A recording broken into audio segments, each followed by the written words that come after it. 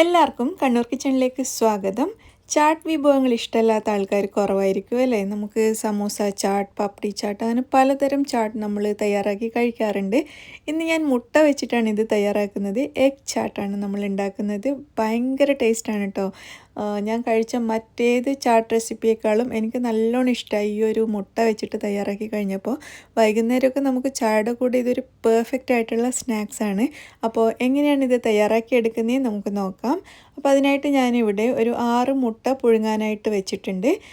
ഞാനൊരു egg boiler ഉപയോഗിച്ചിട്ടാണ് മുട്ട പുഴുങ്ങുന്നത്. അപ്പോൾ പുഴുങ്ങിയതിന് ശേഷം വെള്ളത്തിലിട്ട് തോടൊക്കെ കളഞ്ഞ് മുട്ട ഇവിടെ റെഡിയാക്കി വെച്ചിട്ടുണ്ട്. എന്നിട്ട് ഈ മുട്ട ഓരോന്നും നമുക്ക് എടുത്തിട്ട് ഇതുപോലെ രണ്ടായിട്ട് കട്ട് ചെയ്തെടുക്കാം. നേർപകുതിയായിട്ട് കട്ട് ചെയ്ത് മാറ്റി വെക്കാം. അങ്ങനെ മുട്ട മുഴുവനും പകുതിയാക്കി കട്ട് ചെയ്തെടുത്ത് വെച്ചിട്ടുണ്ട്. ഇനി നമുക്കൊരു ഗ്രീൻ ചട്നി തയ്യാറാക്കണം. അതിനായിട്ട് ഏകദേശം ഒരു 1.5 കപ്പോളം മല്ലിയില ഞാൻ എടുത്തിട്ടുണ്ട്. പിന്നെ അതിൻ്റെ പകുതിയോളം ഒരു 3/4 കപ്പോളം പുതിന ഇലയും കൂടി എടുത്തിട്ടുണ്ട്. ഇനി നമുക്കൊരു 3 പച്ചമുളക് എരിവിനായിട്ട് ചേർക്കാം. പിന്നെ ഒരു ചെറിയ കഷ്ണം, വളരെ ചെറിയൊരു കഷ്ണം ഇഞ്ചി, പിന്നെ 3 ഇന്ത്യൻ വെളുത്തുള്ളി, ചെറിയ വെളുത്തുള്ളി 3 എണ്ണമാണ് എടുത്തത്. അത് ഓരോന്നും തൊലി കളയാൻ വേണ്ടിയിട്ട് രണ്ടായി കട്ട് ചെയ്തതാണ്. പിന്നെ ഒരു ചെറുനാരങ്ങയുടെ പകുതിയുടെ നീര് ചേർത്തിട്ടുണ്ട്. പിന്നെ ചേർക്കുന്നത് 2 ടേബിൾ സ്പൂൺ നിലക്കടലയാണ്. വറുത്ത നിലക്കടല വേണം ചേർക്കാനായിട്ട്. പിന്നെ 1/2 ടീസ്പൂൺ ചെറിയ ജീരകത്തിൻ്റെ പൊടിയും കുറച്ച് ഉപ്പും, പിന്നെ ഇത് അരക്കാനായിട്ടൊരു 2-3 ടേബിൾ സ്പൂൺ വെള്ളവും കൂടി ചേർത്തിട്ട് എല്ലാം കൂടി നന്നായിട്ടൊന്ന് അരച്ചെടുക്കാം. അപ്പോൾ നമ്മുടെ ഗ്രീൻ ചട്നി ഇതാ ഇവിടെ റെഡി ആയിട്ടുണ്ട്. ഇതിവിടെ മാറ്റി വെക്കാം. ഇനി എടുത്തിരിക്കുന്നത് ഒരു സവാളയാണ്. അത് നേരിയതായിട്ട് ചെറുതായിട്ട് കട്ട് ചെയ്ത് എടുത്തിട്ടുണ്ട്.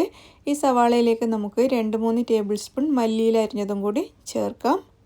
ഇനി ഇതിലേക്ക് ഒരു 1.5 ടീസ്പൂൺ വരെ ചെറുനാരങ്ങ നീര് ചേർത്ത് കൊടുക്കുക. പിന്നെ ഒരു 1/4 ടീസ്പൂൺ ചാട്ട് മസാല പൗഡറും കൂടി ചേർത്തിട്ട് ഇതെല്ലാം കൂടി ഒന്ന് മിക്സ് ചെയ്തെടുക്കാം. അപ്പോൾ ഞാനിതിൽ ഉപ്പ് ചേർക്കുന്നില്ല, കാരണം ചാട്ട് മസാലയിൽ കുറച്ചൊരു ഉപ്പുണ്ടാവും, അത്ര മാത്രം മതി. എന്നിട്ടെല്ലാം കൂടി മിക്സ് ചെയ്ത് മാറ്റി വെക്കുക. ഇനി നമുക്കൊരു ഫ്രൈങ് പാൻ ചൂടാക്കിയിട്ട് അതിലേക്ക് 2 ടേബിൾ സ്പൂൺ ബട്ടർ ചേർത്ത് കൊടുക്കാം. ബട്ടർ മുഴുവനായിട്ടൊന്ന് മെൽറ്റാക്കി എടുക്കുക. മെൽറ്റായിട്ട് തുടങ്ങുന്ന സമയത്ത് നമ്മൾ ഈ പുഴുങ്ങി കട്ട് ചെയ്ത് വെച്ചിരിക്കുന്ന മുട്ട മുഴുവനും ഇതിലേക്ക് ഇട്ട് കൊടുക്കുക. അതിനുശേഷം ഓരോ മുട്ടയുടെ മുകളിലും ഓരോ നുള്ള് ഉപ്പ് ഇതുപോലെ വിതറി കൊടുക്കാം. എല്ലാ മുട്ടയിലും ഉപ്പ് ചേർത്തതിന് ശേഷം എല്ലാത്തിലും നമുക്ക് അതേപോലെ തന്നെ കുറച്ച് മഞ്ഞൾപ്പൊടിയും കൂടി വിതറി കൊടുക്കാം. പിന്നെ കുറച്ച് മുളക് പൊടിയാണ് ഇട്ട് കൊടുക്കുന്നത്. ഏറ്റവും അവസാനം നമുക്ക് കുറച്ച് കുരുമുളക് പൊടിയും കൂടി ഇതിലേക്ക് ചേർത്ത് കൊടുക്കാം. ഇതെല്ലാം കൂടി ചേർത്തതിന് ശേഷം നമുക്ക് ഈ മുട്ടയൊക്കെ ഒന്ന് തിരിച്ചിട്ട് കൊടുക്കാം. മുഴുവൻ മുട്ടയും തിരിച്ചിട്ട് കൊടുത്തിട്ട് ഒരു 1-2 മിനിറ്റ് സമയം നമുക്കിതിങ്ങനെ ഫ്രൈ ചെയ്തെടുക്കാം. ഈ ബട്ടറിൽ കിടന്നിട്ട് ആ മുട്ടയുടെ നമ്മൾ തിരിച്ചിട്ട ഭാഗം നല്ലതുപോലെ ഒന്ന് മൊരിഞ്ഞ് വരണം. അപ്പോൾ ഇതാ നമ്മുടെ മുട്ട റെഡി ആയിട്ടുണ്ട്. എല്ലാം കൂടി നല്ലതുപോലെ ഒന്ന് മൊരിഞ്ഞ് വന്നിട്ടുണ്ട്. ഇത് നമുക്കൊരു പ്ലേറ്റിലോട്ട് മാറ്റി കൊടുക്കാം. മുഴുവൻ മുട്ടയും നമുക്ക് പ്ലേറ്റിലോട്ട് മാറ്റാം. അങ്ങനെ ഇതാ നമ്മുടെ മുട്ടയൊക്കെ ഇവിടെ റെഡി ആയിട്ടുണ്ട്. ഇനി നമ്മൾ തയ്യാറാക്കിയ ഗ്രീൻ ചട്നി ഉണ്ടല്ലോ, അത് കുറച്ചായിട്ട് ഓരോ മുട്ടയുടെ മുകളിലും ഇതേപോലെ ഇട്ട് കൊടുക്കാം. ഞാൻ കുറച്ച് മാത്രമേ ഇട്ടിട്ടുള്ളൂ. കുറച്ചുകൂടി അധികം ഇടുകയാണെങ്കിൽ ഒന്നുകൂടി നല്ല ടേസ്റ്റ് ആയിരിക്കും എന്ന് എനിക്ക് പിന്നീട് തോന്നി. ആദ്യം കുറച്ച് മാത്രമേ ഇട്ടിട്ടുണ്ടായിരുന്നുള്ളൂ. പിന്നെ നമ്മൾ തയ്യാറാക്കിയ സവാളയും മല്ലിയിലയും ഒക്കെ ചേർന്നിട്ടുള്ള ഒരു ചാട്ടുണ്ടല്ലോ, അതും കൂടി ഇതിൻ്റെ മുകളിലേക്ക് ഇട്ട് കൊടുക്കുക. നമ്മുടെ ആവശ്യത്തിനനുസരിച്ച് ഇട്ട് കൊടുക്കുക.